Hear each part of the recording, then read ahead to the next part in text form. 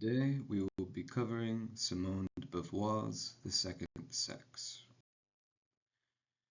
Okay, so de Beauvoir was born in 1908. She was a French philosopher specializing in feminist philosophy. We are covering a chapter from her most notable book, that being The Second Sex. Um, it's worth noting that she lost her teaching job after being accused of sexual abuse of several of her students. She died of pneumonia in 1986. She begins the chapter on the married woman in The Second Sex, discussing the ways in which marriage is considered to be the ultimate objective or the destiny offered to women in society, a very limited destiny in comparison to the objectives that men have at their disposal. She says that for women to evolve economically, to achieve this type of mobility, they must overcome the institution of marriage, which stifles their progress and potential. Although she recognizes that some progress has been made, considering the fact that women no longer are reduced to their reproductive function, she also believes that the woman is not complete in terms of this achieving of progress, but rather in a state of transition. On the next page, she discusses the way in which men and women are indispensable, but she said, despite being indispensable, they have not brought about a condition of reciprocity between them. So a man is socially independent. A man is a complete human individual. He is regarded as a producer, and his existence is justified by the work he does.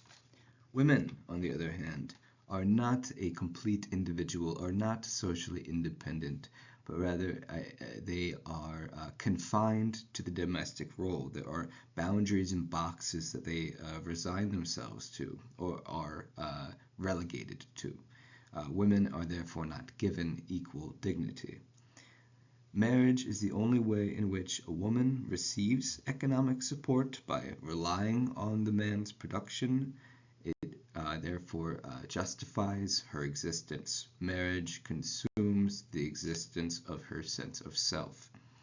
If she fails to marry, she is considered to be a pariah or a social outcast. I'd like you to turn to page 418. She has a segment from a novel here to try to illustrate some of her theoretical contentions. I'm going to read it now. Bertha said in some confusion, "Yes, Mamma, and as soon as we were alone he wanted to act disgracefully. He hugged me and took hold of me like this. Then I got scared and pushed him against a piece of furniture." Her mother interrupted, furious again. "Pushed him against the furniture? You wretch, you pushed him." "But, Mamma, he was holding on to me." "So? He was holding on to you. Fancy that. And we send these simpletons to boarding school. What do they teach you? Tell me. Ah, just for a kiss behind the door. Should you really tell us about such a thing, your parents? And you push people against furniture, and you spoil chances to marry." She assumed a didactic air and continued, "That's the end. I give up. You are just stupid, my dear. Since you have no fortune, understand that you have to catch men some other way. The idea is to be agreeable, to gaze tenderly, to forget about your hand, to allow little intimacies without seeming to notice. In a word, you fish for a husband." Later down the page, "And don't be stiff, let your waist bend. Men don't like boards." So, a lot going on in this section here. First, Bertha comes to her mother and describes being sexually assaulted. Her mother becomes furious with her, however, and assumes that she is guilty and the man is in the right. I will note that there is a similar dynamic in this segment here to what we discussed in Fanon, where it is assumed that the white man is right regardless of what he does, and the person of color is guilty regardless of what they do. Here we also have a situation where the daughter is sexually assaulted, though assumed to be guilty regardless, whereas the boy, she says, so he was holding on to you, fancy that. What he is doing is considered to be completely harmless. She says, just for a kiss behind the door. Then she goes on to say, that you really shouldn't even be telling your parents this, that you are too stupid, and that your objectives, your sense of quest, is something that should be confined to seeking a husband. So a question that I want you to ponder is, why is it here where I write the woman is married and given in marriage, whereas the man gets married and takes a wife? I ask, what might these verbs be italicized by the author? There's on page 418. That's what I want you to unpack. In such circumstances, the girl seems absolutely passive. She is married, given in marriage. So as if she is an object to be given rather than a person to be, rather than a person to independently act on herself. Whereas the man gets married, he has an acquisition of sorts, and takes a wife. So the man is the economic head of marriage and thereby represents the marriage to society. The woman has to take on his name, belongs to his religion and class, gives up herself, gives up her half of the marriage as his shines dominant. She moves to wherever he needs to move for work, for example, her life, where she's going to live, how she's going to be called, how she's going to be represented, and even where she's going to worship are all determined by her husband, not by her actions. Turning to page 420 and 421, Simone de Beauvoir talks about how young girls' sense of ambitions are very different than young boys' sense of ambitions. Young girls' sense of ambitions are completely dominated by marriage. If they are asked what they would like to do with their lives, they would say just that I want to get married. This sameness, I'll note, that every young girl says this, according to de Beauvoir, the fact that they are all the same sort of loses their uniqueness, loses their individuality and their individual personhood. Men, on the other hand, reply with an occupation that they would like to do, and it's not the same occupation across all young men or boys. They have their own unique specializations, their own unique interests that they wish to pursue at their disposal to them. They reply with an occupation that will bring them social status and an adult standing, a type of circumstance that is not available to young girls, or even thought of by young girls. So the woman puts her existence in the hands of the man. Her work in the home does not affirm her individuality and maintains a negative basis. So let's turn to 437, 438.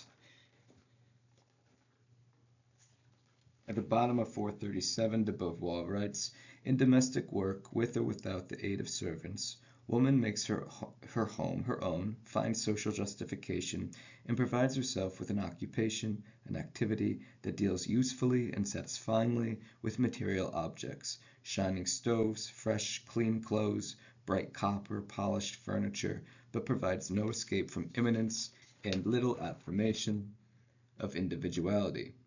Such work has a negative basis. Cleaning is getting rid of dirt. Tidying up is eliminating disorder. So, by negative basis, she is referring to the deletion rather than the development of the work. There is an endless repetition of housework, and she refers to this work as the denial of life. When I read this, when she's talking about washing, ironing, sweeping, etc., and denying oneself one's life, denying oneself individuality, having your labor be purely a matter of servitude and having a uniquely negative character, I think about Marxist writing about the proletariat and their labor. Of course, the working conditions that Marx are describing of the proletariat are in a far more dire circumstance than what de Beauvoir is here describing. However, there's still some similarities. The endless repetition of work, for example, the fact that one's work is denying you yourself of your humanity and your individuality, that your work is not really oriented toward your own objectives and your own humanity, and also that your very existence is therefore in the hands of somebody else. For de Beauvoir, in the hands of the man. For Marx, in the hands of the bourgeoisie. So this work does not lead toward anything durable. Again, think of Marx and alienated labor. On page 441, de Beauvoir writes, "The worst of it all is that this labor does not even tend toward the creation of anything durable." In the same way, let's say that the worker in Marx's conceptualization does not have their labor lead toward a product that they themselves own or benefit from or profit from. De Beauvoir goes on to write, "Woman is tempted, and the more so the greater pain she takes to regard her work as an end in itself. She sighs as she contemplates the perfect cake just out of the oven. It's a shame to eat it." She goes on to write about how man is not confined to marriage in the same way that woman is. She writes, "Man marries today to obtain an anchorage and imminence, but not to be himself confined therein. He wants to have hearth and home while being free to escape therefrom. He settles down, but often remains a vagabond at heart. He is not contemptuous of domestic felicity, but he does not make of it an end in itself. Repetition bores him. He seeks novelty, risk, opposition to overcome, companions and friends who take him away from solitude. The children, even more than their father, want to escape beyond family limits. Life for them lies elsewhere. It is before them. The child always seeks what is different. Woman tries to set up a universe of permanence and continuity. Husband and children wish to transcend the situation she creates." So, we have repetition that the woman is subjected to is considered to be boring by man. The man wants to seek novelty. He wants to take risks, to have companions, to have social existence and an individuality, whereas woman does not have this at her, within the repository of opportunity. The child also seeks what is different. She says, for them, life lies elsewhere. So we could even see before socialization that people want, very, very young children want these types of things that are in contrast to what woman gets. People don't like repetition. People don't like a life that is boring and it does not take risks or lacks novelty, though this is the world that is that dominates the woman's life, at least at the time that de Beauvoir was writing. The man is considered to be a citizen and a producer. He is secondly a husband. He gets to take part in all these interesting endeavors and things that are important and important to him, and things that invoke passion within him. Whereas his marriage is a secondary part of his existence. For women, the marriage is their primary aspect of existence. The exclusive component of who they are. Okay. At the bottom of page 457, going into 458, we are going to uncover some of the aspects of pertaining to the man's expectation of benevolence coming from his wife. But de Beauvoir writes, "For he has married a good woman. By her very nature she is virtuous, devoted, faithful, pure and happy, and she thinks what is proper for her to think. A man who has been sick, after thanking his friends, his relatives, and his nurses for their attentions, then says to his young wife, who for 6 months has not left his bedside, 'You I do not thank. You have only done your duty.' A husband regards none of his wife's good qualities as particularly meritorious. They are guaranteed by society. They are implied by the institution of marriage itself." So let's break that down little by little. A good woman is expected. A giving, a sacrificing woman is not to be thanked. The man who has been sick, she writes, he thanks his friends, he thanks his relatives, he thanks his nurses for all of their attention, for giving for his benefit.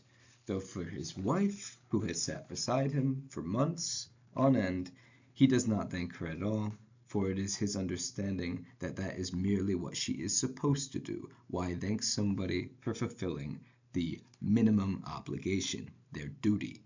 It is her existence to be serving him and to be thinking about him. The benevolent character of woman is an expectation, not something to be thankful for. Women who seek independence often do not persevere, de Beauvoir tells us, because they know that their pursuits will be sacrificed for the sake of the husband's career. There is no point in trying to pursue one's own career if it is just ultimately going to give way for the husband. She writes, starting at the bottom of page 465, there are young women who are already endeavoring to win this positive act of independence, but there are few who persevere for long in their studies or profession. Usually they know very well that their interests in connection with their work will be sacrificed to their husbands' careers. They bring home merely supplementary income. They involve themselves only superficially in enterprises that do not free them from conjugal servitude. Okay, so they are thus only superficially involved. They cannot fully commit to something even if they are very passionate or interested in it. They bring only a supplementary income, therefore allowing the man to still remain to be the representative to society of the marriage. Their work does not free them from servitude, she writes. Furthermore, and this is transitioning to the next chapter, which, as is stated in the syllabus, is an optional reading for extra credit. The birth of a child encourages their role as a mother. So the role of mother and worker have been up until this point where de Beauvoir was writing, the roles of worker and mother are somewhat difficult to maintain simultaneously, and she is expected to be the caregiver. The woman is not a complete individual. She has no meaning, no orientation towards self-realization. The only purpose of her existence is to act in the service of others, namely the man she is married to.